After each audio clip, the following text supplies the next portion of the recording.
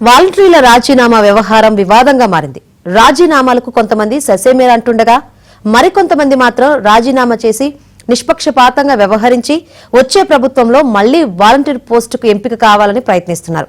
ఏపీలో 2.5 లక్షల మంది వాలంటీర్లు ఉండగా నేటి వరకు 10,000 మందికి మించి రాజీనామాలు చేయలేదు.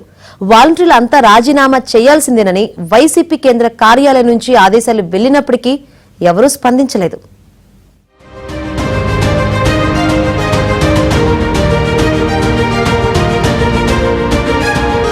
ఏపీలో వాలంటీర్ల రాజీనామా అధికార వైసీపీకి సవాల్గా మారింది.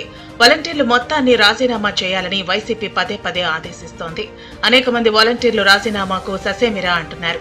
ఇప్పుడు రాజీనామా చేస్తే తాము తిరిగి అధికారంలోకి వచ్చిన వెంటనే ఉద్యోగాల్లోకి తీసుకుంటామని చెబుతున్నప్పటికీ ఎవరూ వినిపించుకోవటం లేదు. మొత్తం 2.5 లక్షల మంది వాలంటీర్లు ప్రస్తుతం ఏపీలో ఉండగా అందులో పట్టుమని 10,000 మంది కూడా రాజీనామా చేయలేదు.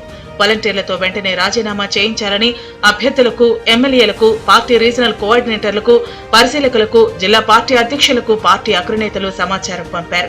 పార్టీ ఆదేశాలను ఆయా నేతలంతా వాలంటీర్లకు చెప్పినప్పటికీ ఎవరూ ముందుకు రావటం లేదు. దీనికి తోడు ఇదే సమయంలో వాలంటీర్ వ్యవస్థను కొనసాగిస్తామని, 10,000 రూపాయల వేతనం కూడా ఇస్తామని తెలుగుదేశం అధినేత చంద్రబాబు ప్రకటించారు. దీంతో వాలంటీర్లు వెనక్కి తగ్గారు. మరికొంతమంది మహిళా వాలంటీర్లు మాత్రం మరింత ముందు జాగ్రత్త పడుతున్నారు.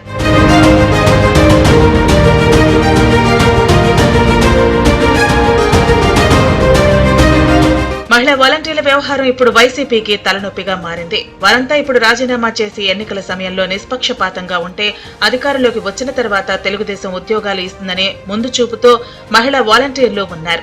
గ్రామాల్లో ఉన్న టీడీపీ నేతలతో వారు టచ్ లోకి వెళ్లారు. జాతీయ సర్వేలతో పాటు ఏపీలో జరుగుతున్న సర్వేల్లో కూడా వైసీపీ మళ్లీ తిరిగి అధికారంలోకి రాదని తెలుస్తుండటంతో అనేక మంది వాలంటీర్లు రాజీనామా చేసేందుకు ముందుకు రావటం లేదు. ఒకవేళ రాజీనామా చేస్తే మళ్లీ తీసుకోరేమో అనే ఆందోళన కూడా వారిని వెంటాడుతోంది. రేపో మాపో వాలంటీర్లతో రాజీనామా చేయించాల్సిందే అంటూ వైసీపీ పెద్దల నుంచి వెళ్లిన ఆదేశాల ఫలితం ఎలా ఉంటుందనేది వేచి చూడాలి.